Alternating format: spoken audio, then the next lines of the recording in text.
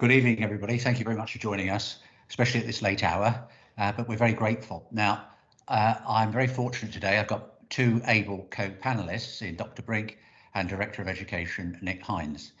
But whatever we say during the course of the briefing and any questions asked as a result thereafter by the media, we want everybody to have as pleasant a Christmas as they can. We believe they will be able to enjoy a good Christmas, and nothing that we're going to say today is going to impinge upon that. In fact, what we do say, hopefully, will try and ensure that people can have a satisfactory Christmas.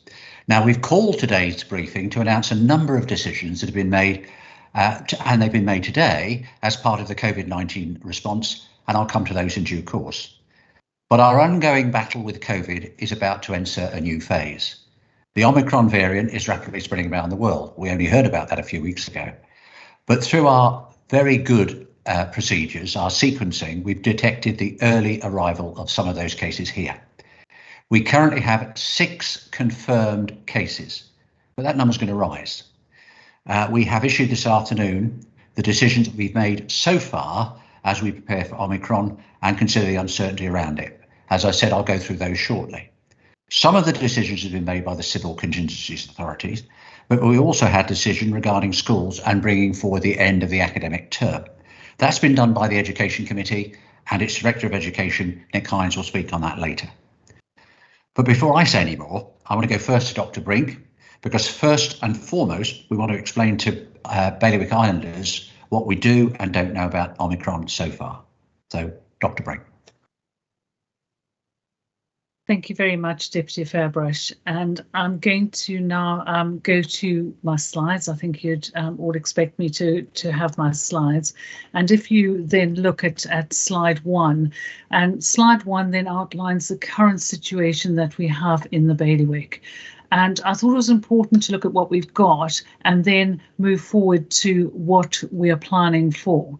So the number of active cases in the bailiwick has in fact gone down. So we have 677 active cases, and we currently have 3 people in hospital.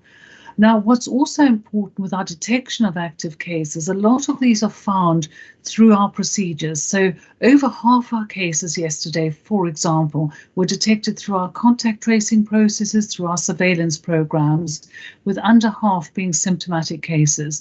So really it shows the efficacy of a wide-ranging testing program with a very effective contact tracing program sitting behind it. And I think that's important to take on board as we move forward into more uncertain and somewhat volatile times. And if we go on to slide 2 reflects where we are. It shows a graph showing our new positive COVID cases by day. And what you see to the left of the graph, you see our January wave of infection. And that, of course, was caused by the Alpha variant of concern. Move on to the right of the graph and you start seeing our Delta activity. Now, what you've seen with our Delta activity is that we've managed to control it and elongate the wave. We then went into a peak, but again, we tried to make this as broad as possible. Now, this is important in the control of viral infections, and control of a wave of infection is to flatten that curve as much as you possibly can.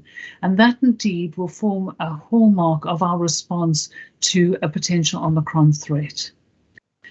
And if we go on to slide 3, so slide 3 just summarises, as Deputy Fairbrushe says, we do in fact have 6 confirmed cases of Omicron in the bailiwick.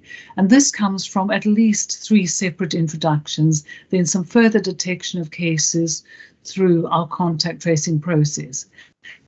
And again, our rapid sequencing enables us to give a very quick analysis of our risk. And that's been extremely helpful as we manage a more uncertain situation.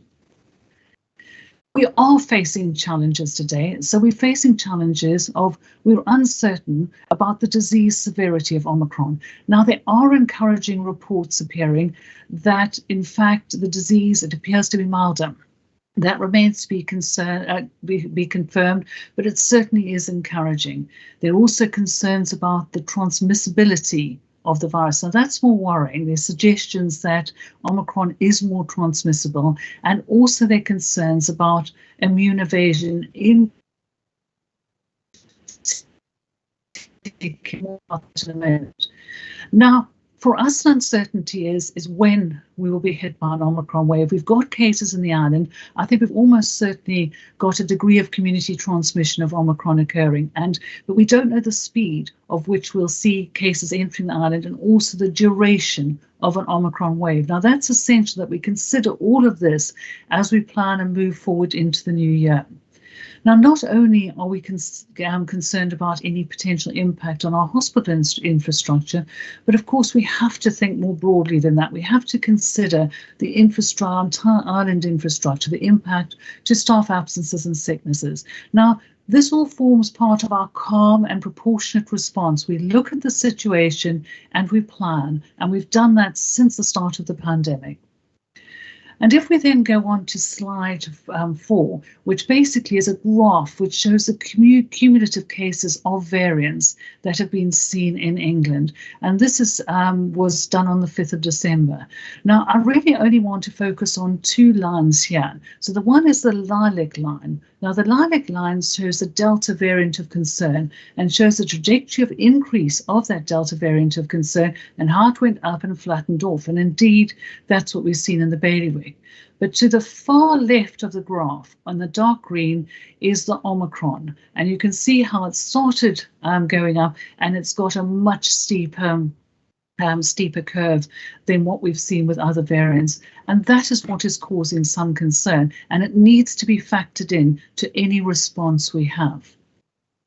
And if we then go on to the next slide, and really what we're asking ourselves is, what does this all mean for us? And I think what we have to do is acknowledge what we do know and what we don't know. So we need to acknowledge that our level of uncertainty with Omicron is high at the moment. We're learning more literally on a daily basis, and we're factoring this information as it occurs into our planning. And one of the things that we need to consider is what the consequence of infection for a highly vaccinated population. So we have a very highly vaccinated population, and what we're trying to do is estimate what the consequence of infection in a population such as ours are. But as ever in our bailiwick response, we're learning to live responsibly with COVID, and we have to consider not only any potential harms caused by the Omicron variant of concern, but also the wider harms caused by the potential restrictions. And we've got to balance these in with the threat of Omicron, which is why when you compare us to other jurisdictions, we haven't introduced as many restrictions. And that's because of the current situation where we are with our vaccination, testing, contact tracing program. So we're always trying to balance the risk of infection with the broader well-being of the population. That is really so important. The data is coming in, but I think we need to be honest and transparent with islanders. I think we will see a significant increase of cases, and these may come in quite fast. So we are planning to see far more cases on a daily basis than we are currently seeing. And this all forms part of what we're preparing ourselves for in a calm and measured way. Now, I spoke a little bit earlier about the efficacy of vaccines, and there's both good and bad news here. So first of all, if we look at the primary vaccination program, we do now have data showing that there is lower levels of vaccine protection from the primary course of vaccination. That's your first and second dose of vaccine.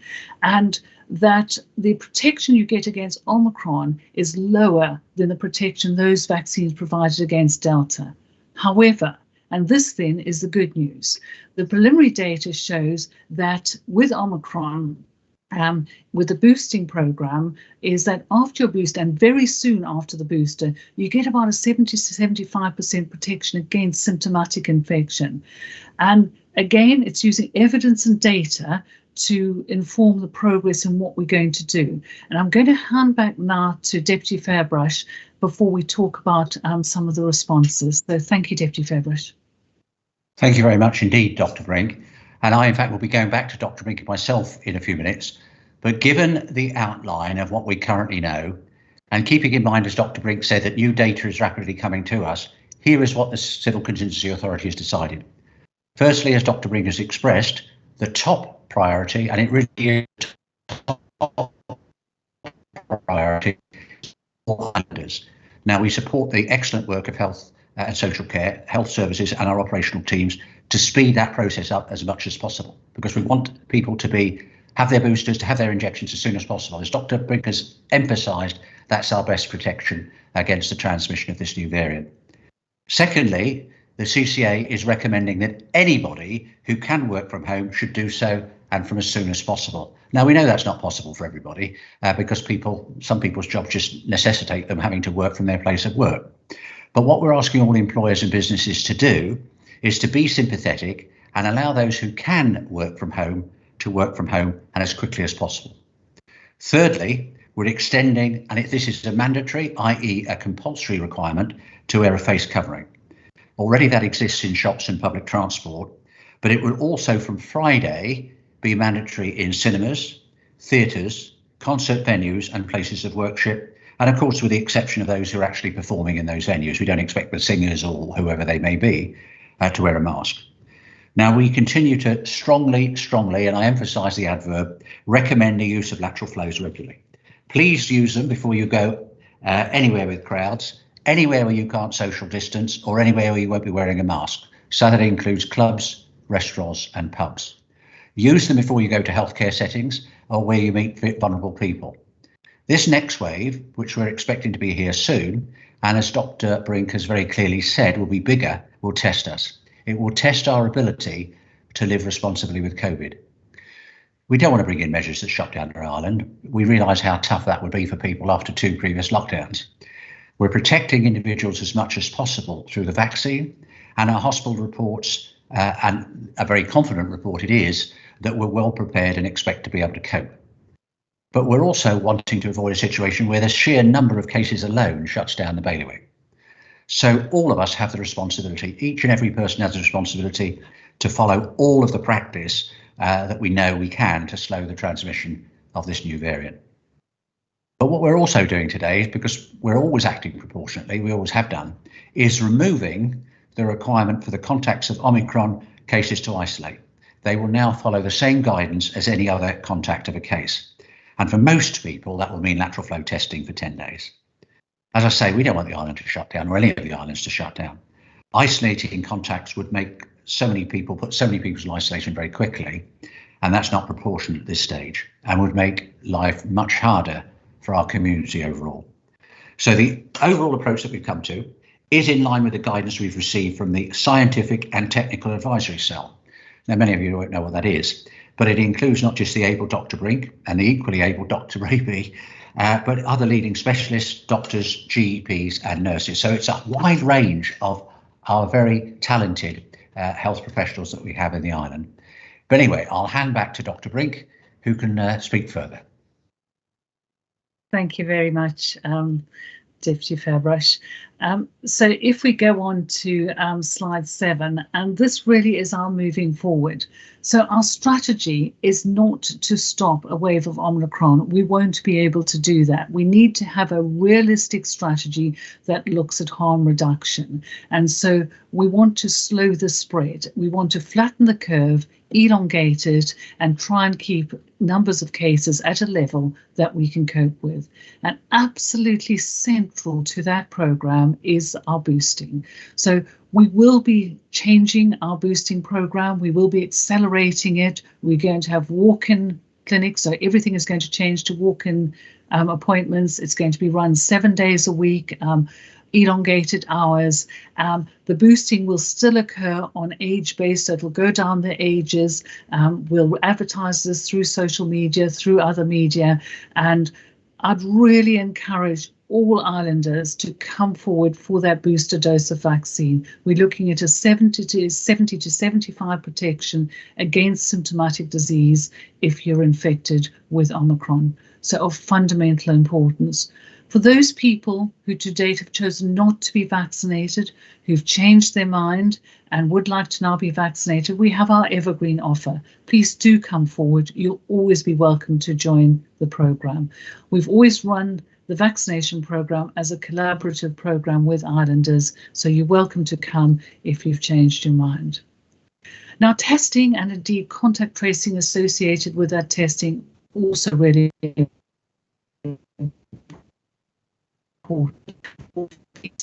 We're looking at ways of streamlining the booking for PCR to make it easier for islanders. But we're also thinking and asking islanders to think about their own risk. So if you're close to people who aren't part of your household, wear a mask.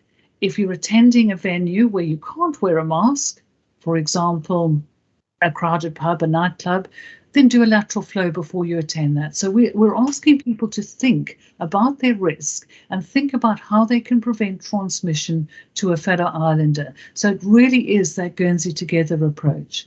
Now, we're also asking people to test before they go into a health and care setting. So again, we're looking at trying to break any chains of transmission. And of course, after arrival into Ireland, we've got our testing programs, but some islanders travelling in, it may be worthwhile testing before you come here. That remains an option.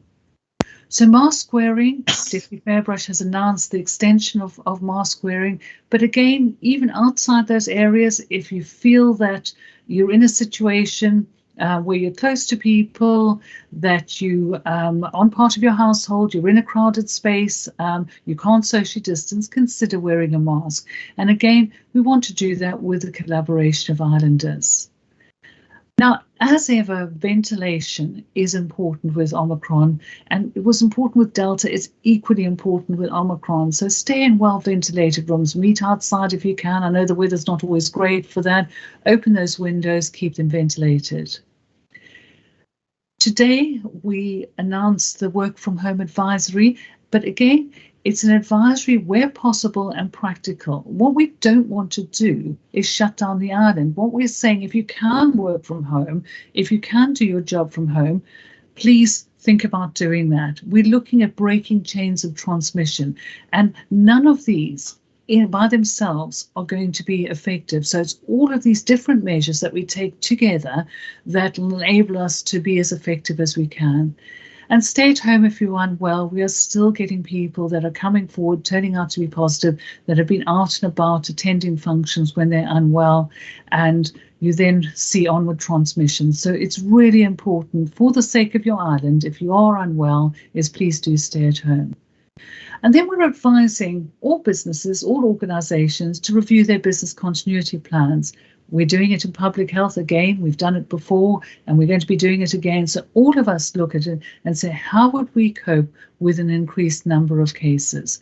So all of those measures together will mitigate against the impact of an Omicron wave. And I think it's important that we consider these to be as effective as we can in flattening that curve. And as I said, that is a key strategic aim. Go on to slide 8, which is our COVID wheel. And I know I've shown this to you before, but again, it shows the integrated measures that we have to protect islanders. And what we're trying to do is maximise freedom and maximise protection. So both of those together to try and ensure that islanders are protected as possible, but are able to do as much as they can. And vaccination, as ever, remains central to this, but I've been through some of them. Stay at home, the surveillance testing program, Again, I have to say thank you to the contact tracing public health team. They've been at work till 10, 11, 12 o'clock all week, and they have worked tirelessly. And then other measures, respecting people's personal distance, physical distancing, and of course ventilation. So all of those measures together will help mitigate against the spread of Omicron and ensure that we do as much as we can to flatten that curve. And I'm going to hand back now to Deputy Fairbrush. Thank you. Thank you very much again, Dr. Brink. Bear in mind what she says, and there are places like pubs, clubs and restaurants where we need the proprietors of those businesses to assist us, because people will be going into those. They should ask, in our view, that their clientele to say, have you had the lateral flow test? Have you taken one today?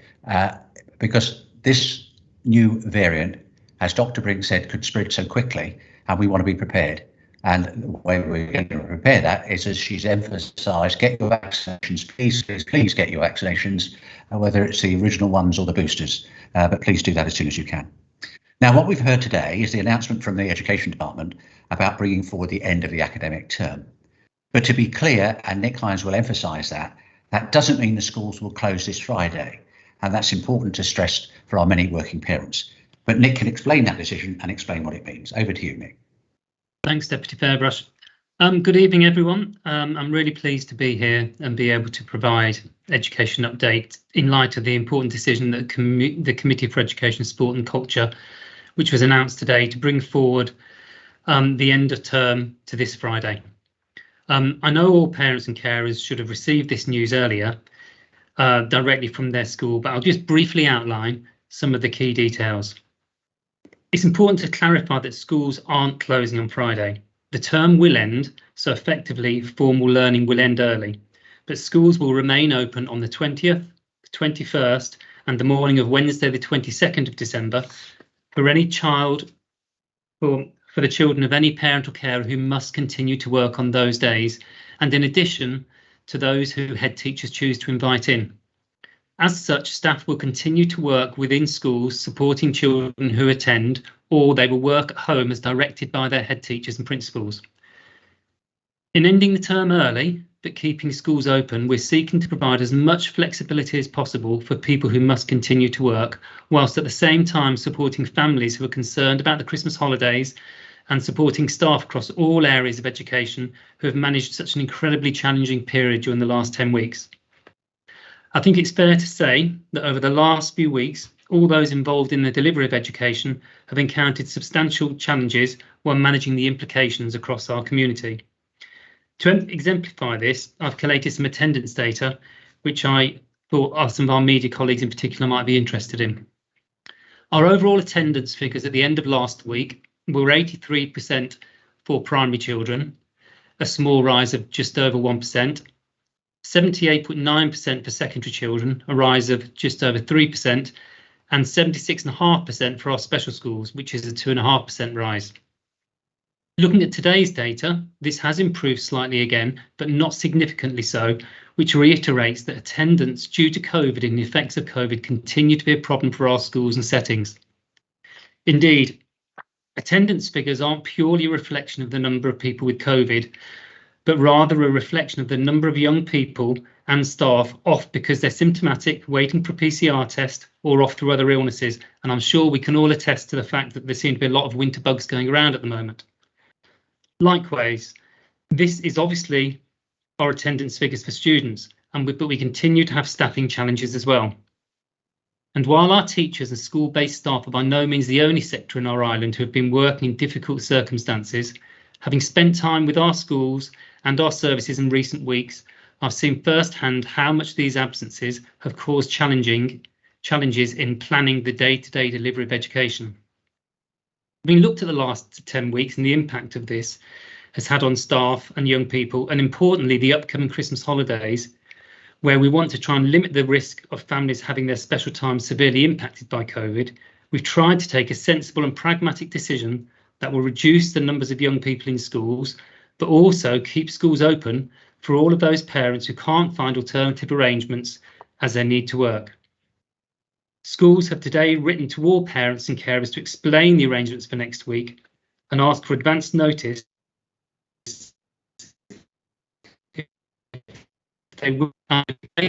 Parents could let schools know as soon as possible, because that will help with our planning. School buses, of course, will continue to run as normal. So we've heard from Dr. Brink about how things can change, and we'll be working closely with our colleagues in public health to monitor the situation in the coming weeks, and will provide information and advice to guidance and carers before term resumes in January. Advice from public health as of today is that we're requesting all staff and students take lateral flow tests for the first 3 mornings back at school in January. Finally, I just wanted to take the opportunity to once again thank all our staff and all our young people for their resilience and support this term. These are indeed unprecedented times, and collectively we continue to rise to the challenge. As we head towards the Christmas period, I hope all families have the opportunity to enjoy some quality time with loved ones. Thank you very much. Thank you very much, Nick, and I reciprocate that. I really say to all our residents of the bailiwick, this has been a very difficult 20 months, an unprecedented, unforeseen set of circumstances, and you have responded magnificently. I thank you, and I know all my colleagues thank you. But we're not there yet. We've got to continue because we want life to return to us. Well, we've got as much normality as we can at the moment. We want that to continue. Now, before just a couple of announcements. Firstly, I'm pleased to be able to say for those travelling and using the 2D barcode for their digital vaccine certificate, these will include information on their booster from Thursday of this week, so just a couple of days' time. And secondly, the UK government has announced this afternoon that the 11 African countries currently on the red list are being removed from that list from tomorrow. As our red list completely aligns with the UK's, this means that they will be removed from our red list also. That's not a matter of concern, it's just a matter that we have to deal with. Now, I said there were a couple of announcements. The final announcement, I'll hand back to Dr. Brink, because it's Christmas next week, and I know you've been getting questions, Dr. Brink, from some of our children. So over to you. So our final slide today is particularly one for children, and thank you to those of you who have either phoned in or written to me. I understand that you've had a lot of concerns about Father Christmas visiting the bailiwick. Now, really good news. I've had a long chat to Father Christmas. He's well versed in all COVID precautions, and he has been given what we've called a magical travel permit.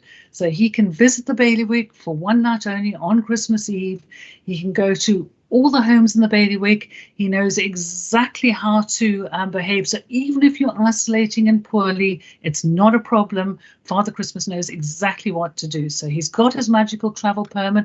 We've included all the reindeers as well. So Dancer and Prancer, and of course our favourite Rudolph. So everyone's been included. And so for the children of the bailiwick, I can only say I hope you have the most magical, happy Christmas, and Father Christmas will indeed be with us on the 24th. Thank you, Deputy Fairbrush. Thank you very much, Dr. Brink. I hope I'm not too old for Father Christmas to come down my chimney. I hope he does so. And I hope the media, to whom I'm going to turn in just a moment, are busy wrapping their presents and giving them to Father Christmas so he can deliver them to their favourite politicians. Media, can I have your questions, please? Can you raise your hand? Anybody wants to ask a question? Okay. Yes, John Fernandez. Happy Christmas, John. John Fernandez. Merry Christmas, Deputy Fairbrush. Is this what living responsibly with COVID looks like, Deputy Fairbrush? At the moment it is. At the moment it is. What we want to do is to get everybody boosted, because that raises the the resilience against this new variant to 70-75%. We believe that we can do that very quickly. We believe that can happen to the population. As Dr. Brinker said, hours are going to be extended, days are going to be extended. What I believe, and this is Peter Fairbrush saying it, not anybody else, what I believe is that we will continue to live responsibly. It's not going to go away. But I believe life next year, I'm not talking about necessarily January or February because I couldn't predict that. I believe that life next year will be significantly better than it has been the latter part of this year and big chunks of last year. Because I believe we will be living responsibly with COVID. Science will react as it has done to these challenges, and it's done so splendidly, and we'll continue to battle it in this bailiwick. So I think this is not the most pleasant time with this new variant suddenly emerging out of a clear blue sky. Best we can. We certainly don't want another lockdown unless there are extreme circumstances. Matt Fallais. Thank you very much, panel, and thank you in particular, Deputy Fairbrush, and it's good to see you looking and feeling better again after your brush with COVID. I've got a couple of questions, if I may, around the proximity of Christmas. The first is that would you be making these announcements and making some of these changes if we weren't 11 days from Christmas Day, or are they primarily designed to ensure that that potentially significant spike in variant cases does not begin before or around the time of Christmas Day? So that's my first question.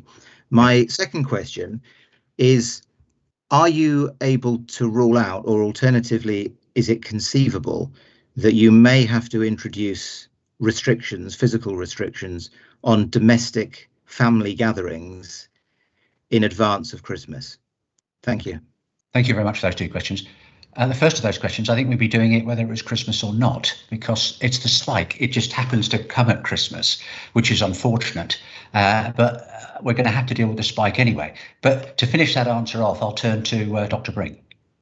So thank you very much. So the answer is we're not intending to limit domestic family gatherings, which is exactly what these measures are designed for. They're designed to try and keep the island running, keep families together.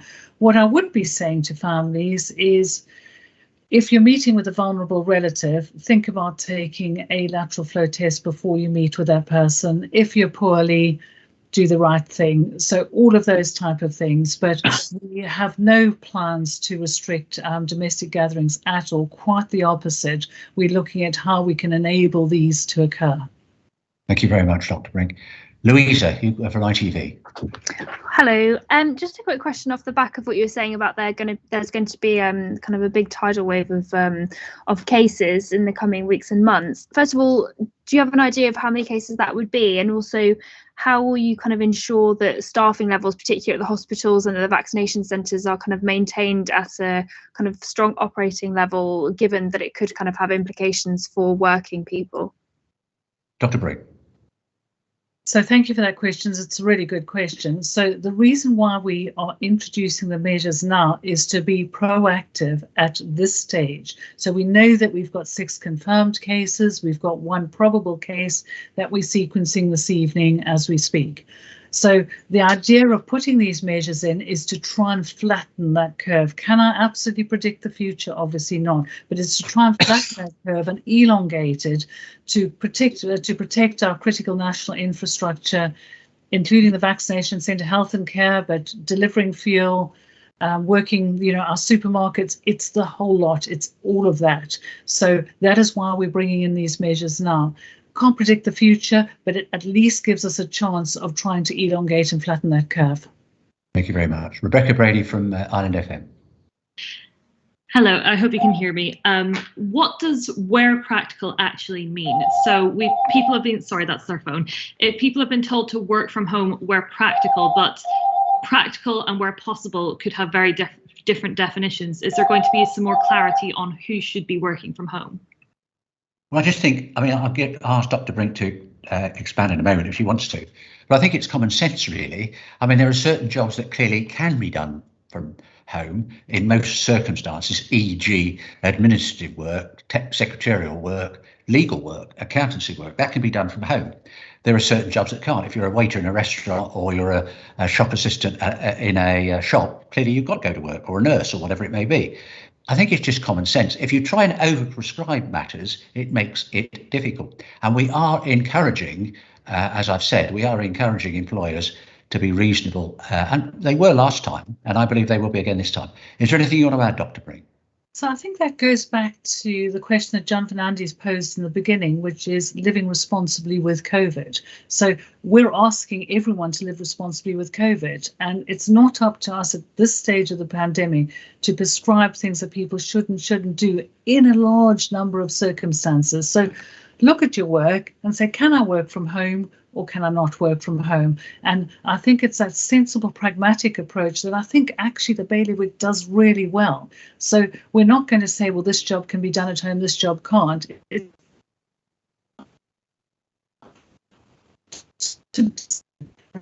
taking that personal responsibility as part of our collective response to COVID. Thank you. Helen Birch in the press. Thank you. This is a question for Dr. Brink. It sort of follows on a bit from Louisa's question, but Dr. Brink, you said in your speech that you've been estimating the consequences of Omicron. I wondered if you could tell us a little bit more about what you think the impact of Omicron could be, and particularly in regard to hospital admissions. Would you anticipate, from what you know about Omicron so far, do you anticipate that hospital admissions might be fewer than what they were during the Delta wave? The data on disease severity in relation to Omicron is simply not there at the moment. So we can model on greater transmissibility with a similar disease severity as Delta. And if we do that, we think modelling up the capacity of our hospital to cope with that it is within possibility that we will cope with that. And certainly speaking to our medical director, he is confident that they'll be able to cope with that. It might be that because it's far milder, we see fewer hospital admissions. But if you have a very large wave, a little bit of a huge wave can also have consequences. And this is why we have to be cautious and plan carefully. So we're looking not only at the hospital infrastructure, but we're looking at the business continuity across health and social care, across public health, across other states of Guernsey functions. And I think that's going to be really important, that we prepare carefully and calmly so that if we have to deal with an uptick of cases, which we certainly will have to, in my view, we're ready to do that. But I think I could add to the able remarks of Dr. Brink that the advice that CCA received from Dr. Raby today was that unless something really untoward happens, our hospital will be able to cope. It will be able to cope with whatever the numbers are. But again, as Dr. Brink said, you can't give an absolute guarantee. But the expectation as of today, and taking a reasonable view forward, is it will be able to cope. John Fernandez, your next question. This is one for Deputy Fairbrush and Nick Hines. What support and investment are you putting in for students who are missing out on their education? We've had teachers today describing the recent term that they've had with this situation as chaotic, and parents saying that they've struggled with their children to keep them up with their learning. Is there going to be extra investment from the states to help support these children to make sure that they don't miss out? Again, I'll come to Nick in a moment. That's a very fair question, because the time you are educated is so important. It makes, it lays out your life, really. It sets out your life. And students of all ages over the last 20 months have suffered, despite the excellent efforts of the education department and the teachers and everybody else. But of course, there have been so many dislocations and changes, it has been very difficult. Now, I can say that it is the intent of Policy and Resources, and I believe in the states in general, to give all the resources that education need to be able to make sure that children and students' education is as best served as it can be going forward. It's nobody's fault that that's been interrupted. It's just been one of those terrible things because we've had this virus which nobody could foresee. Nick, do you want to add anything? Yeah, thank you. We've already had a number of different conversations with colleagues across the states about what we're seeing as a result of the impact of COVID on our children and young people across early years all the way through up to post-16. And what we've done is using that data and looking at the information, talking to our teachers, our head teachers and colleagues across services, started to put together where some of those greatest impacts might have been felt. And as a result of that, are collating a plan which will include certain sets of objectives and actions that we want to put in place from early next year to start to try and mitigate some of those impacts that have happened. Now, some may be short-term interventions and some may be slightly longer that we need to do for a longer period of time. And colleagues within P&R and colleagues across different areas and different committees have been really supportive in talking to us to help us plan those. And I'm confident that by looking at our data, working with the information we've got and with all colleagues, that we'll be able to put a plan in place which will mitigate many of the different difficulties that some of our children and young people have felt so far. Thank you very much, Nick. Louisa, your next question. Yeah, my second question is more to do with travel. Do you think it refers to all three jabs, including the booster jab, and at what point would that potentially become the case for travel? Well, again, hopefully we're going to get as many of the population boosted as soon as we can. But as to, and again, as I've said, from Thursday, you'll be able to put on your 2D, whatever it is, the fact that you've had a booster jab, the facility will be there. But in relation to that, I think also behind your question is when we'll be lifting travel restrictions. That will depend on the circumstances. I can't put a time on that. Dr. Brink, do you want to add anything? No, that answers okay. it. Thank you. Matt Fallais. Thank you. Dr. Brink, you have spoken about the relative absence of data around the variant at the present time. From your experience of dealing with previous variants, are you able to put some kind of time frame on when you think more reliable data will be available so that you can shift decision making from what might be a precautionary phase until better data becomes available to a more informed phase based on that reliable data? I think that's a really fair question, Matt. I think here you have to factor in the fact that disease or severe illness will lag a couple of weeks behind infection. So really seeing the full impact of hospitalizations and so on, we're probably about 10 days off that in the UK. I would calculate that we're a couple of weeks behind the UK. So I think from a bailiwick perspective, the next 3 weeks are going to be quite critical for us. We're going to see how fast the wave hits us. And our advantage is that we're doing real-time sequencing. So we're one of the few jurisdictions in the world, in fact, that are sequencing within 48 hours of getting a result and of getting a positive. And what we do is we're sequencing all incoming travellers, and then we are picking out other cases that give us concern that there could be a variant. And let me just give you an example of a type of situation is when you have a rapid reinfection after someone's had COVID, say 8 weeks ago. So reinfection was a hallmark of what happened in South Africa. So I think we will see, to answer your question precisely, I think we'll see in the next 10 days, possibly in the UK, we'll get a better feel for what's going on there. And I think in the bailiwick, 2 to 3 weeks, we'll have a good idea of what's happening. And the idea of the booster program and going out so proactively is twofold. The one is that we know we have a relative virus vaccine mismatch. And so the better you boost, the higher your levels of antibodies, the better the response will be. So it's a case here of quantity rather than quality of the immune response. And the second thing is if you boost before you're in a large wave, you're more effective.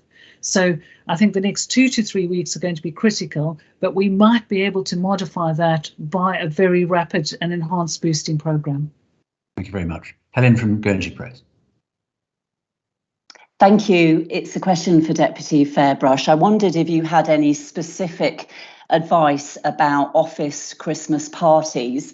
And you said in your speech something about asking pubs, bars and restaurants if their clients had done LFTs. I wondered how realistic do you think that is?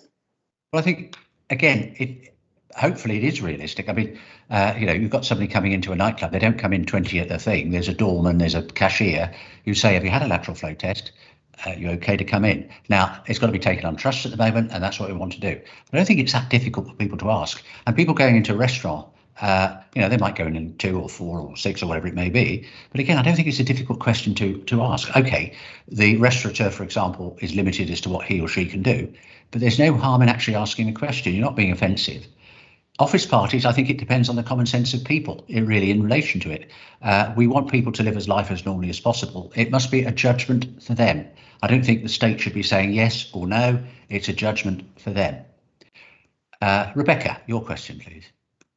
Hi, this is a question for Nick Hines, please. Today's the last day that you could catch COVID and be out of isolation for Christmas Day. Why weren't schools finishing today if SARC and Alderney pupils were allowed to leave last weekend to be home so that they wouldn't have to isolate in Guernsey over Christmas? Nick? Yeah, thanks for that. The Committee for Education, Sport and Culture obviously thought long and hard to any early end to the term. And whilst thinking about that, we wanted to make sure that, children and young people who are educated from Alderney and SARC within the bailiwick had an opportunity to return for Christmas, and that COVID wouldn't affect them returning. Now, with regards to the decision to end term on Friday, that's seen as a proportionate and pragmatic decision. We obviously don't want to impact too much on children and young people's learning. And as Dr. Brink has already said, this is a mitigation as part of us trying to live with COVID responsibly. To shut earlier wouldn't have necessarily been beneficial to all our children and young people. Shutting on Friday has a lesser impact, whilst at the same time opening to all those children and young people who still need to attend school, and also sending projects and programmes home for children who aren't going to be attending school. Thank you. John Fernandez. Hello, John, have you got your hand up? Shows on my machine you have. If not, we'll go to, we'll pass on John then. We'll go to Louisa. Have you got your hand up, Louisa? Oh yes, hello. Just following on from that question with the Christmas parties, I suppose there's been lots of kind of businesses having to have cancellations because of more cases. Do you envisage there being any kind of financial support for those businesses who have kind of fallen foul to the COVID numbers? Well, it'll depend really on the circumstances. It'll be a matter for Policy and Resources rather than the Civil Contingency Authority, but I'm not passing the buck because I'm President of Policy and Resources. But it'll be a matter in due course to be considered, and I use the word considered rather than agreed or whatever. And our Treasury lead, Mark Hellier, Deputy Mark Hellier, will obviously take a view on that and will be influenced by what Deputy Hellier says. Helen, your question. Thank you. I had a question about the booster programme, and it sounds very impressive, and I'm sure it's a massive logistical challenge for everyone. Does it have consequences for other areas of the health department? Dr. Brink. Yeah, so we are asking people to help with the booster programme, and people are looking at how they can modify their hours so that they can help on the programme. So in my clinical role, I work in the Orchard Centre, and some of the Orchard Centre nurses will then also be helping with the booster programme, So what this is that we're looking at how we can deliver what is probably one of the most important phases of the programme to protect Islanders. So we will inevitably prioritise vaccination over some other activities, but we're not looking to cancel activities if that's what you're asking. So we want to deliver it as quickly as we can. And a lot of this is actually through discretionary efforts. It's for people working when they're off duty. It's for teams working over the weekend when they don't normally work over the weekend. So it's that massive discretionary effort that is going to be key. We've got retired doctors who are coming back doing the vaccination program and are vaccinating. We've got retired nurses. So it's a combination of everything, but we're asking everyone to give as much time as they can. And we're asking managers is if there are areas in which you can give us some extra help, please do. And again, we've had a massive response. So we are very grateful for everyone looking at what they can do to deliver, but it is going to be a tough ask and it's a massive challenge, and we are well aware of that. Thank you very much, Dr. Brink. Well said. John Fernandez, got a question? I do, sorry, a microphone was having a bit of an issue there. Are there going to be more people brought into the clinical helpline? And Nick Hines, has there been a good response to the call for supply teachers? How many have come forward and how many will be entering the system in January? Let's deal with you first, Nick. Supply teachers and more coming forward next month. Thanks, John. Yeah, we have had some supply teachers coming forward, and they're being processed through our HR department. I don't have the exact number to hand, but we're hopeful that those supply teachers coming forward will be available from January. I think with regards to supporting staffing across all schools, what we've been able to do by being really flexible both within schools and across schools is where there's been schools who have been struggling with particular staff shortages, we've been able to move staff across different schools, and they've been fantastic in agreeing to do that. And likewise, staff who teachers. So although we put a call out for additional supply teachers, we always want supply teachers anyway. I would like to reassure the public and reassure parents that actually we're not at such a shortage that we would be looking to shut any schools because of a shortage of staff. We would simply move our resources around and continue to ask our great staff to be as flexible as they can be. Dr. Brink, clinical healthline, do you know? Yes, we have already brought more people into the clinical helpline, but we've also changed the format of the clinical helpline. So we understand that wait times are really down, but in addition to that, we're looking at different formats for booking PCR tests. So there are a number of things that we're doing and working on this week. Thank you. Rebecca, your question.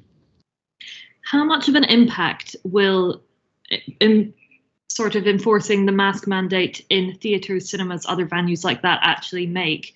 when it isn't going to be enforced in places like pubs, restaurants and clubs? Yep, I think that's a very good point, and I expected somebody to ask the question. I'm glad you have. Let's deal with theatres, etc. In a theatre, you're going to be sitting there for 2 hours or whatever it may be. If you go to a church service, 45 minutes to an hour. The idea that we have, and I've seen it in other places, is that it helps. It's not going to be the panacea. It helps if you wear a mask. Undoubtedly, it does. Now, in relation to pubs, clubs, etc., we want to keep businesses going as best we can. We want to do practical things. So if practically we can say in relation to a theatre, wear a mask, but we can't practically say in a pub or a club, you've got to wear a mask. That's why we'll be impressing upon proprietors of runners of clubs, pubs, restaurants, etc., that they should be asking at this stage, and we mean that the duty is upon them because we've all got a duty and responsibility, asking their clientele, have you had a lateral flow test today? And obviously if you have, it's negative, we assume, because you don't want people that have had a positive lateral flow test to do that. So it's keeping businesses going as best we can. Matt. Oh, sorry, Dr. Brink, I think you want to. Do you raise your hand? Do you want to say something? So it's not a single mitigation. There's not one single mitigation that's going to control Omicron. It's a suite of mitigations and using different mitigations for different circumstances. So open the windows, wear a mask if you can. If you can't in a crowded place, do a lateral flow before you go. So it's part of us together living responsibly with this virus is looking at our circumstances and how we can mitigate spread. So it's not that one size fits all. Thank you. Matt, your question.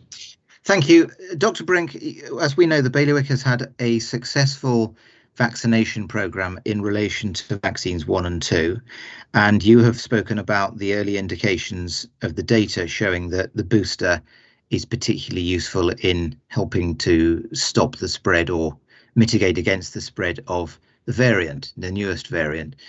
Are you able to tell us how successful the booster programme is relative to the first and second vaccines at the equivalent stage? So is the pace of the booster programme as successful as vaccines 1 and 2 were, please? I think that's a hard question to answer in specific mathematical terms, but in general, I would like to see the booster program speeded up. There is a reason to speed it up really fast now because we're facing a new threat. So would I have wanted to go at the pace it was going? No, which is why we speeded it up. So I really want to try and get as many people as we can boosted before the end of this year. So that's our aim going forward. So I realise I'm not quite answering your question precisely, but I think it's moving forward facing our current threat that we need to focus on. Yeah, I think there's a good uptake of the booster, but we need to emphasise it. People should get the booster if they can. Helen? I just wondered what your view was on COVID passes that are proving very controversial in the UK. Dr. Brink, you want to say anything on that? Yeah, I have to say we've tried to look at the evidence for COVID passes, and I can't find good evidence that COVID passes, the introduction of mandatory COVID passes, actually makes a significant difference to the transmission of the virus. And I think that's really important because every single thing we've done, we've gone back and said, is there scientific evidence to support this? And I would need to be convinced that having a mandatory COVID pass is better than having go to a private event. So I'm not convinced about the efficacy on a population base of COVID passes. Thank you, John. I've just got his mic problem again. I'm going to try and round off by 7 o'clock. I'm very grateful. I'm here, Deputy Fairbrash. Sorry. Sorry. It just takes a very long time to unmute my microphone. Little dose, John. I wasn't sure which. John. The vaccine booster program, you've announced these changes to it. At the moment, people who have booked their booster aren't able to go to walk-in, drop-in clinics. Obviously, you've spoken about how this is going to change, and it's going to be 7 days a week walk-in clinics. If you've already got your booster booked, can you now just go to a walk-in clinic? Dr. Brink? Yeah, I'd encourage you to keep your booked dose, but and the walk-in clinics are going to be, as I say, age-based. I would have to ask you to confirm that with the vaccine centre. I can't see why not, but I wouldn't want to preempt anything. So I don't see why not, but I would need to confirm that for you. Thank you. Louisa. Oh, hello. Yeah, just a quick one, really. What's your message to, say, someone who had quite adverse kind of side effects after their second vaccine, maybe potentially a bit concerned about getting their booster, who maybe are kind of thinking about putting it off until after Christmas, after the holidays? What's your kind of message to them? Well, I would say, and I appreciate that because people do get a reaction sometimes to the vaccines, is that still have it, still get it done. Because it's not going to go away, and a delay could mean something adverse to you as the individual or to others should you get the virus and pass it on. Helen, your question. Thank you. This is my last one. It's a question for you, Deputy Fairbrushe. You've got a state meeting tomorrow. I take it with this working from home guidance, is it going to be an online meeting? No, it's going to be a hybrid meeting. That means because of the mechanism of the way it works, at least 21 states members have got to turn up tomorrow in the roll call, but we'll be wearing masks, we'll be socially distanced as best we can be. And if there are 21 members and they vote accordingly, it'll be hybrid so that people who have, for whatever reason it may be, health reasons or whatever, will be able to attend virtually. Now, if it continues, it may be that we would have to have, as we did in the past, some virtual states meetings, but we don't think we've reached that circumstance yet. So, John Fernandez. This is my last one, Deputy Fairbrushe. We've had a question from a listener about a personal story. Her daughter is getting married on Friday. She says that everybody will be taking a lateral flow test prior, and they hope they won't have to wear a mask. What would you give that advice to them at a private ceremony on Friday this week? Well, I think a better person to answer that than me is Dr. Brink.